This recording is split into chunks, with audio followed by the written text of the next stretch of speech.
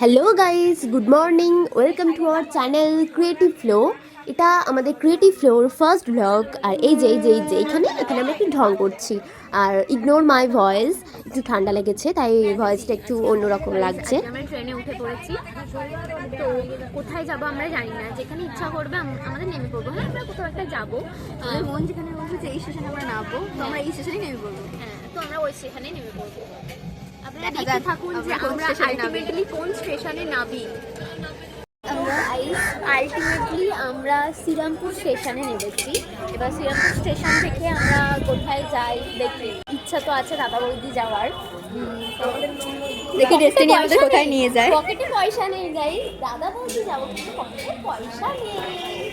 দেখি আমাদের ডেস্টিনি কিভাবে ঠিক ইনকাম হয়। করতে পারি, দেখি কিভাবে ইনকাম করি।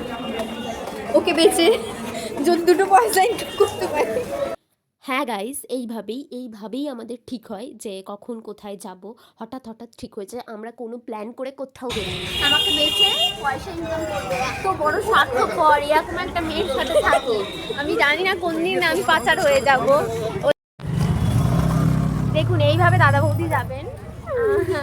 দেখতে দেখতে আবার কিছু আপনাদের হয়তো দাদা বৌদিতে পয়সা খরচা করার আগেই এখানেই হয়তো অনেক টাকা খরচা হয়ে যেতে পারে, কিন্তু তাও বলবো যে আপনাদের সাজেস্ট করবো যে এইখান দিয়েই যাবেন, আপনাদের মন ভালো হয়ে যাবে। কিন্তু এখানে জিনিস কিনতে কিনতে সব টাকা শেষ হয়ে যেতে পারে, কিন্তু তাও এই যে ওই যে জামাটা দেখুন। দাদা বৌদি যাওয়ার জন্য পকেটে পয়সা লাগে না, লাগে বিরিয়ানির প্রতি ভালোবাসা। আর যেই ভালোবাসা বিরিয়ানির প্রতি আমাদের কোনো দিন শেষই হয় না কো। যদি আমাদের রোজ বিরিয়ানি দেওয়া হয় তো আমরা রোজই বিরিয়ানি খেতে রাজি আছি। ফাইনালি আমরা যাচ্ছি। দাদা আমাকে নিয়ে সামনে নিয়ে আস্তে আস্তে শ্রীরামপুর স্টেশন থেকে নেবে মার্কেট পেরিয়ে দেন আমরা চলে এলাম শ্রীরামপুর লঞ্চ ঘাটে, দেন ব্যারাকপুর লঞ্চ ঘাটে নেবে চলে গেলাম দাদা বৌদি। তো গাইস আমরা এসে গেছি দাদা বৌদি। এই যে, আর এই যে মেয়েটা একা একাই চলে যাচ্ছে আমাকে রেখে। লাইন পড়েছে বহুত। কি আছে এখানে দাঁড়াতে হবে। বুনি আমাকে বলেছে এই হেয়ার স্টাইলটাতে নাকি আমাকে রিমেতে আকাশে যে ঝাঁটা নিয়ে ঘুরে বেড়াতো, যে চুড়ালটা ওর মতো লাগছে। আপনারা ঝটপট কমেন্ট করুন তো, আমাকে কি সত্যি ওই চুড়ালটার মতো লাগছে দেখতে এই হেয়ার স্টাইলে। লাইনে দাঁড়িয়ে বিরিয়ানি সার্ভ করার ক্লিপগুলো নিচ্ছিলাম।